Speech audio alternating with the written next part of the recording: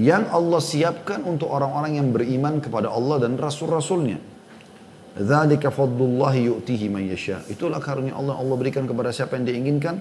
Wallahu dzul fadlil azim. Dan Allah zat yang maha memiliki karunia yang besar. Kemudian teman-teman sekalian, kita coba lihat lagi ayat yang lain yang berbicara juga tentang masalah dunia ini. Bisa dilihat dalam surah Yunus, surah nomor 10 ayat 24. Kita buka lagi surah Yunus, surah nomor 24. Maaf, surah nomor 10 ayat 24. A'udzu billahi minasyaitonir rajim. Innama mathalul hayatid dunya kama'in anzalnahu minas sama'i fakhtalata bihi nabatul ardi mimma ya'kulun nas wal an'amu hatta idza akhadhatil ardu zukhrufaha wazayyanat wa dhanna ahluha annahum qadiruna 'alayha ataha amruna laylan aw naharan faj'alnaha hasidan ka'an lam taghna bil ams kadzalika nufassilul ayati liqaumin yatafakkarun. Artinya, sesungguhnya perumpamaan kehidupan dunia ini yang kalian sedang lalui, kalau masih ada yang belum tahu seperti apa dunia ini, apa sebenarnya hakikat daripada fenomena kita bangun pagi, aktivitas, sampai malam tidur lagi, besok begitu lagi. Apakah begini terus atau akan ada akhirnya? Perumpamaan kehidupan dunia ini seperti air hujan yang kami turunkan dari langit. Lalu tumbuhlah dengan suburnya karena air itu tanam-tanaman bumi. Di antaranya ada yang dimakan manusia, sayur-sayuran, buah-buahan, dan binatang ternak. Hingga apabila bumi itu telah sempurna keindahannya, sudah hijau, merah karena musim panen ya, dan memakai perhiasannya, maksudnya sudah sangat memukau sampai orang datang foto dan segala macam, dan pemilik-pemiliknya mengira bahwa mereka pasti menguasainya. Tiba-tiba datanglah kepadanya adab kami di waktu malam dan siang atau siang. Lalu kami jadikan tanaman-tanaman itu laksana tanaman yang sudah disabit, seakan-akan belum pernah tumbuh kemarin. Demikianlah kami menjelaskan tanda-tanda kekuasaan kami kepada orang-orang kafir. Maksudnya orang-orang yang berfikir. Maksudnya adalah kehidupan dunia ini nggak usah kalian kejar berlebihan. Karena dunia ini itu toh akan habis nanti. Seperti puncaknya, ya, indahnya pada saat lagi akan panen. Kita setampan apapun teman-teman sekalian, secantik apapun paras wajah kita, seindah apapun, semulus apapun kulit kita, ada fasenya. Dimana nanti akan kita masuk ke fase-fase mulai keriput, mulai berubah, mulai membungkuk, mulai tua, meninggal. Dan terus begitu. Bahkan dengan adanya keturunan dari kita, itu sudah tanda-tanda kematian kita sebenarnya. Berarti sudah ada generasi baru manusia akan menggantikan kita nanti. Mereka juga akan melalui hal yang sama. Ya, mereka akan tumbuh seperti kita dulu, masa remaja, kemudian menikah, kemudian punya keturunan, sama lagi meninggal, dan begitu terus. Dan ini Allah gambarkan akan ada akhirnya semua. Dengan kematian setiap individu ini, dan terakhir puncaknya adalah kiamat yang termasuk salah satu rukun iman kita. Jadi kehidupan dunia ini akan kalian lalui. Seperti itulah. Lalu kita baca ayat 25, lanjutan di bawahnya. Untuk menyempurnakan bahasan ayat 24 tadi. Surah Yunus. Allah mengatakan, Wallahu yad'u ila daris salami wa yahdi man yasha'u ila sirati mustaqim. Sementara Allah menyuruh manusia ke Darussalam, maksudnya ke surga. Tunggangi duniamu untuk mendapatkan yang terbaik di akhirat nanti, surga. Dan menunjuki orang-orang yang dikehendakinya ke jalan yang lurus. Ini kita kasih gambaran tentang, atau Allah SWT memberikan gambaran tentang masalah dunia. Kemudian teman-teman sekalian, kita akan coba melihat bagaimana gambaran Nabi alaihi salatu wassalam tentang masalah dunia ini. Pernah Nabi alaihi salatu wassalam bersabda di depan para sahabat, ya. Beliau mengatakan, Wallahi, demi Allah, mad dunya fil akhirah illa mathalu ma yaj'alu ahadukum isba'ahu hadhihi fil yam falyandur bima yarja. Hadis sahih riwayat Muslim. Nabi SAW setelah melihat sahabat-sahabat pindah ke Madinah, mereka sudah mulai punya rumah, mereka sudah mulai punya perkebunan-perkebunan, mereka jihad dapat dua ghanimah harta rampasan perang, mereka yang tadinya belum berumah tangga sudah berumah tangga dan punya keturunan, sudah mulai makmur kehidupan. Gitu kan? Maka Nabi SAW mengingatkan. Langsung Nabi bersumpah, wallahi demi Allah, sesungguhnya dunia ini, maksudnya kalian sekarang rasakan makan enak, minum, punya istri, punya suami, punya anak, punya rumah, punya kendaraan, segala macam. Dunia ini dibandingkan akhirat yang harusnya kalian tunggangi dunia ini untuk menuju ke sana. Ya, perumpamaan perbedaannya seperti jari seseorang di antara kalian yang telunjuk yang kalian celupkan ke lautan. Maka lihatlah berapa banyak tetesan air yang ikut dengan jarinya. Dunia seperti tetesan air yang di jari telunjuk tadi, sementara akhirat seperti lautan yang luas. Artinya Nabi SAW memberikan gambaran kepada kita, dunia kalian lalui ya. Karena pasti kita lalui, tidak mungkin tidak. Semenjak ayah kita Adam alaihissalam dan ibu kita Hawa alaihissalam diturunkan oleh Allah SWT di muka bumi, maka tidak akan terjadi kiamat sampai seluruh keturunan Adam alaihissalam lahir. Tidak akan terjadi kiamat sampai manusia terakhir yang Allah tentukan akan lahir. Dan Allah sudah mengatur tujuan kita untuk ada di muka bumi. Dalam surah Az-Zariyat Allah menjelaskan masalah itu. A'udzubillahi minasyaitonir rajim wa ma khalaqtul jinna wal insa illa liya'budun. Seingat saya surah nomor 56 ayat 50-an ini ya. Aku tidak menciptakan jin dan manusia ada di muka bumi itu kecuali untuk menyembah kepadaku. Untuk patuh, menjalankan perintah-perintah Allah Subhanahu wa taala tujuannya dan mengejar akhirat. Siapapun teman-teman yang menjadikan akhirat targetnya dan dia tahu dunia untuk mengejar di sana, maka dia akan mudah sekali melalui muka bumi ini karena dia tahu cuma sebentar. Para orang-orang saleh sebelum kita, para sahabat, kalau mereka sakit, mereka tahu ini dunia. Mereka kehilangan harta, mereka kehilangan orang yang dicintai, semua bagi mereka biasa saja. Yang penting jangan kehilangan tiket menuju kepada kehidupan abadi, yaitu iman dan amal saleh. Juga Nabi SAW pernah satu waktu pada saat beliau ada di satu tempat didatangi oleh Umar bin Khattab radhiyallahu anhu. Sementara Nabi SAW tidur di atas sebuah tikar, yang tikar itu kurang lebih dari pelapa-pelapa kurma. Jadi pada saat Nabi SAW tidur, ada bekas di badan beliau SAW. Maka Umar masuk lalu menangis melihat hal tersebut. Mengatakan, ya Rasulullah, Kisra rajanya Persia, mereka di atas, dan Kaisar rajanya Romawi, mereka di atas dipan-dipan yang empuk. Mereka enak hidupnya dengan didampingi dayang-dayang yang melayani semuanya. Sementara Anda, maksud seakan-akan Anda ini nabi dan raja kami gitu. Anda seperti ini gitu. Maka Nabi SAW lagi berbaring, langsung duduk. Lalu mengatakan kalimat yang luar biasa. Beliau mengatakan, awa fi syakkin anta ya ibn Khattab. Apa kau ragu hai ibnu Khattab? Ibnu Khattab maksudnya Umar bin Khattab ini. Sesungguhnya, innama lahum dunya walana al-akhirah. Sesungguhnya mereka itu orang-orang kafir yang kau sebutkan. Mereka memang menikmati dunia ini berlebihan. Sementara kita menuju ke akhirat. Artinya bagi seorang muslim, ada dia nikmati, tidak ada dia biasa saja. Karena dunia akan dia lalui. Bukan target utamanya. Orang mukmin itu teman-teman, dalam kondisi dia kaya, dia bersyukur. Dalam kondisi dia miskin, dia bersabar. Semua biasa saja bagi dia. Karena dia tahu dunia ini bukan tempat abadi. Hanya sementara. Akan dilalui. Dia tunggangin ini untuk menuju kepada kehidupan abadi.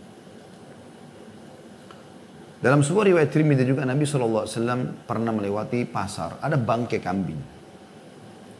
Lalu beliau memegang kupingnya bangkai kambing itu sambil mengatakan, siapa yang mau beli ini? Sahabat mengatakan, ya Rasulullah, tidak ada yang mau gitu. Maka beliau mengatakan kalimat, fa wallahi lad dunya ahwanu 'ala Allahi min hadza 'alaikum. Ketahuilah bahwasanya bangkai yang kalian tidak suka ini lebih hina di sisi Allah, dunia lebih hina daripada bangkai ini. Dunia di sisi Allah lebih hina daripada bangkai ini di hadapan kalian. Jadi seperti kita nggak suka dengan bangkai kambing yang sudah membusuk, ya, maka Allah Subhanahu Wa Taala menganggap dunia lebih hina daripada itu. Bukan tempat target utama. Seorang mukmin melalui semuanya dengan tenang, nikmat bersyukur, cobaan bersabar, semuanya mudah bagi dia karena targetnya adalah akhirat. Dunia sementara. Juga dalam riwayat yang lain, riwayat Imam Ahmad, Kata Nabi SAW, hadis ini sahih juga. Inna mat'am ibni Adam ju'ila mathalan di dunia. Sesungguhnya makanan anak Adam dijadikan perumpamaan oleh siapa? Oleh Allah SWT tentunya. Untuk menjadi perumpamaan dunia. Wa in kazzahahu wa mallahahu fandur ila ma yasir. Biar dia bumbuhi, dia kasih garam, diperindah penataannya makanan itu, maka lihat hasil akhirnya. Akan jadi apa itu? Dan orang semua tahu, akan jadi ampas, akan jadi tinja, akan jadi air seni. Sebagian jadi nutrisi tubuh. Yang tadinya makanan mewah, akan jadi begitu juga ujung-ujungnya. Pada saat itu saja indah kelihatan. Kemudian juga pernah ada seorang sahabat dalam riwayat Imam Ahmad juga namanya Ad-Dahhak radhiyallahu anhu, Dahhak bin Sufyan radhiyallahu anhu, seorang sahabat yang saleh. Beliau mengatakan bahwasanya Rasulullah SAW pernah berkata pada beliau, anna Rasulullah SAW qala lahu, Nabi SAW bersabda kepada dia, ya Dahhak, ma ta'amuk, wahai Dahhak, apa makananmu? Qala ya Rasulullah, al-lahmu wal laban. Maka dia mengatakan, ya Rasulullah, daging dan susu. Ini makanan paling mewah. Orang bisa makan daging, bisa minum susu itu luar biasa. Qala thumma yasiru ila madha. Nabi SAW tanya, lalu setelah itu jadi apa? Daging yang kau makan, susu yang kau minum, akan jadi apa? Qala ina ma qad alimta. Dahak kena santun dengan Nabi SAW. Dia tidak mau bilang kotoran ya Rasulullah. Dia cuma mengatakan, akan menjadi sesuatu yang sudah anda tahu ya Rasulullah. Maksudnya akan jadi kotoran, tinja dan air seni. Qala, fa inna Allah Ta'ala daraba ma yakhruj min ibni Adam mathalan di dunia. Ketahuilah bahwasanya Allah Subhanahu wa Ta'ala menjadikan ya, apa yang keluar dari anak Adam itu sebagai perumpamaan dunia. Kotoran. Makanya Syekh Utsaimin rahimahullah, saya pernah dengar cuplikan ceramah beliau, salah satu ulama Saudi mengatakan, seharusnya seorang mukmin menjadikan dunia ini seperti, WC. Tempat dia menyelesaikan hajatnya, kemudian dia keluar dan dia kembali ya, beraktivitas seperti biasa. Semua ini teman-teman apa yang kita sampaikan, dan akan masih ada beberapa dalil yang kita sampaikan, bukan berarti anda tidak usah urus dunia, pakai aja baju kotor, gak usah makan yang enak, gak usah punya rumah yang bagus. Bukan itu pemahamannya, bukan itu. Karena Allah Subhanahu wa Ta'ala berfirman dalam surah Al-Qasas, anda bisa buka surah nomor 28 ayat 77. A'udzu billahi minasyaitonir rajim. Al-Qasas 28 ayat 77 ya. A'udzu billahi minasyaitonir rajim, wa bataghi fi ma ataqallahu ad-daral akhirah wa la tansa nasibaka minad dunya. Kejarlah apa yang Allah janjikan untukmu di akhirat dan jangan lupa bagianmu dari dunia. Maksudnya dunia silakan nikmati. Nabi SAW makan makanan enak, pakai baju yang bagus, ada rumah, ada tunggangan. Tetapi Nabi SAW bukan menjadikan sebagai target, bukan. Sehingga akhirnya tidak mengenal lagi mana halal, mana haram. Karena dunia menjadi target. Untuk mendapatkan harta, mau halal, mau haram, mau menipu, mau mencuri, tidak pusing. Begitu juga dengan jabatan misalnya. Pokoknya yang penting dapat jabatan, intinya itu. Mau benar, mau salah, nggak pusing. Nah ini tidak boleh. Ini semua yang dimaksudkan yang tidak boleh. Jadi tunggangi dunia untuk akhirat. Jujur, amanah, tanggung jawab, ya, berprestasi dalam segala hal, tapi halal. Dan tujuannya semua untuk akhirat. Orang beda sekali teman-teman. Kalau ada orang yang memang tujuannya dunia, dan ada orang tujuannya akhirat, beda sekali. Antara langit dan bumi. Kalau orang tujuannya akhirat, maka dia tidak pernah berharap ada balasan dari dunia. Kalaupun datang sebagai rezeki dia terima. Kalau tidak, maka dia tidak ada masalah. Itu kalau orang targetnya akhirat. Tapi kapan orang targetnya dunia, maka apapun yang dikerjakan walaupun kecil selalu berharap diterima kasih, ada balasan duniawiyanya. Ya. Bahkan tidak berharap untuk bisa membantu orang atau berteman dengan orang yang tidak ada mendatangkan masalah duniawiyah bagi dia. Nah ini semua karena orang targetnya dunia, bukan targetnya akhirat. Kalau orang targetnya akhirat, dia tahu semua akan dapat pahala. Renungi ini, sabda Nabi SAW, hadis sahih riwayat Ahmad dan juga Tirmidzi. Kata baginda Nabi SAW, qala Allah Ta'ala. Dalam hadis qudsi, Allah Ta'ala berfirman, ya bna Adam tafarraq li ibadati amla sadraka ginan wa asuddu faqrak. Wahai anak Adam, Lowongkan waktumu untuk bisa beribadah kepadaku. Artinya semua aktivitasmu jadikan ibadah untukku. Karena aku lakukan, mencari rezeki, menikah, punya keturunan, berteman, bertetangga, segala macam. Semua itu karena Allah Subhanahu wa taala yang perintahkan, jadikan ibadah. Maka aku akan mengisi dadamu, hatimu dengan kekayaan. Dan aku akan menutup pintu-pintu kemiskinan darimu. Selesai. Ibadah, jaga hubungan sama Allah Subhanahu wa taala, Allah bukakan semua.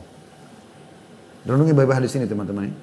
Apa kata Allah? Wa illa taf'al mala'tu yadaika syughlan wala asuddu faqrak. Kalau kau tidak lakukan itu, kau tidak beribadah kepadaku, tujuanmu hanya dunia, tidak mau kenal mana halal, mana haram. Haram aja semuanya pokoknya, gitu kan? Maka aku akan memenuhi hidupanmu dengan kesibukan-kesibukan dan aku tidak akan menutupi kemiskinanmu. Dalam riwayat yang lain, riwayat Imam Ahmad dan Ibnu Majah, menguatkan riwayat yang sebelum, tapi ini lebih merincikan. Kata Nabi SAW, man kanatid dunya hammahu, farraqallahu alaihi amrah. Barang siapa yang dunia saja targetnya, maka Allah akan pecah belahkan urusannya. Tersibukkan dengan banyak kegiatan dan tidak terselesaikan. Tidak mendatangkan manfaat kecuali kecil bagi dia. Wa ja'ala faqrahu baina ainaihi. Dan Allah akan jadikan kemiskinan di depan matanya. Walaupun rumah sudah ada mobil, ada pasangan hidup, ada anak, masih saja merasa dirinya kurang. Allah jadikan kemiskinan di depan matanya sehingga selalu tamak terhadap dunia. Walam ya'tihi minad dunya illa ma kutibalah. Dan tidak akan datang kepadanya dari urusan dunia kecuali yang sudah Allah catatkan bagi dia. Wa man kanatil akhiratu niyyatahu jama'allahu lahu amrah.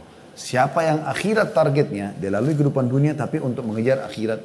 Sibuk mengejar pahala, pahala dan terus pahala. Pahala setelah pahala. Sibuk. Dari buat dirinya, sholatnya, puasanya, zikirnya dan seterusnya. Dan juga bagaimana interaksi dengan orang, terus saja dia mencari pahala. Maka Allah akan satukan perkara-perkara urusannya. Maksudnya Allah akan mudahkan urusannya. Wa ja'ala ginahu fi qalbi, dan Allah akan jadikan kekayaan dalam hatinya sehingga selalu semuanya disyukuri sama dia. Wa atathu dunya wa hiya ragimah, dan pasti dunia akan datang kepadanya ya, dalam kondisi terhina.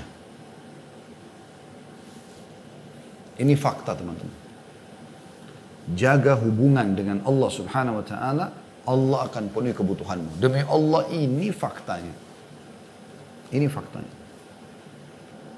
Pada saat saya coba praktikin dalam kehidupan apa yang disampaikan Nabi SAW ini teman-teman sekalian. Padahal spesialis saya agama. Saya mengajar. Seorang guru mengajar biasa semampu saya. Jadi da'i. Dan terus masih belajar dan berharap rahmat Allah Subhanahu wa ta'ala. Tapi teman-teman, saya coba menjawabkan itu semampu mungkin agar menjadikan ini sebagai pendekatan diri kepada Allah SWT. Subhanallah, Allah mudahkan yang betul-betul. Sekarang alhamdulillah di bawah perusahaan kami ada 115 orang yang bergabung. Tiap bulan kami harus berikan gaji. Belum ada sewa tempat usaha. Belum ada ini dan itu. Ya, segala macam kebutuhan keluarga. Tapi subhanallah yang telah memenuhi semua itu. Kadang-kadang pulang dari ceramah, ada saja penawaran tentang ini, penawaran tentang itu. Saya jadi berpikir, oh ternyata memang kuncinya sebenarnya kita jadikan diri kita ini mengabdi kepada Allah Subhanahu wa ta'ala. Allah betul-betul datangkan dunia dalam kondisi terhina. Datang. Kebutuhan-kebutuhan terpenuhi dengan sendirinya. Dan berapa banyak orang yang justru tujuannya adalah dunia, sibuk bangun perusahaan ini, perusahaan itu, tapi uang haram dari sana, uang haram dari sini. Subhanallah, terlilit utang sana sini, ya. Bermasalah dalam rumah tangganya, ini dan itu, anaknya nakal, durhaka sama dia. Belum lagi pada saat dia meninggal mungkin meninggalkan utang bagi ahli waris. Atau masa-masa hidup Allah permalukan. Karena hasil uang haram maka disita semua ya, rumah-rumahnya dan segala macam. Banyak hal yang terjadi. Jadi kata kuncinya sebenarnya ahammu syai'an takuna salihah. Saya dengar kalimat ini dari seorang da'i di Saudi yang menyampaikan, subhanallah, dia mengatakan sebenarnya bukan hal terpenting dari apa yang kau sampaikan, apa yang kau lakukan. Tapi yang terpenting adalah bagaimana kau menjadi orang saleh sehingga apa yang kau lakukan dan kau ucapkan itu semuanya benar. Artinya hubungan kita dengan Allah SWT baik, maka baik semuanya. Kalaupun ada orang-orang yang mau niat buruk dengan kita, maka Allah punya cara untuk menghilangkan orang-orang buruk itu. Allah punya cara. Bukan kita yang harus menguras tenaga kita. Jadi betul-betul Allah tadi mengatakan, Nabi SAW mengatakan, Jama' Allah amra, Allah akan satukan perkara-perkaranya, Allah akan mudahkan semua urusannya. Itu luar biasa.